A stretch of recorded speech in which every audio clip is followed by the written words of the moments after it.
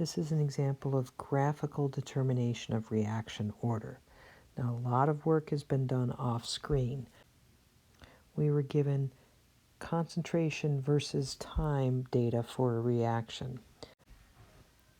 So here we have rearranged versions of the integrated rate law for zero, first, and second order reaction.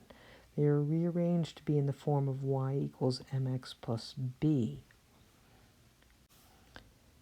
These would be the three separate graphs that would be constructed to test whether or not the reaction is zero, first, or second order with respect to A.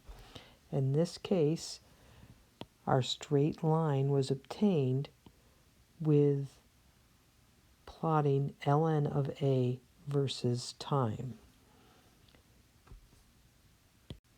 That means that this reaction is a first order reaction, and we can determine the value of K from the slope, because the slope is going to be equal to minus K.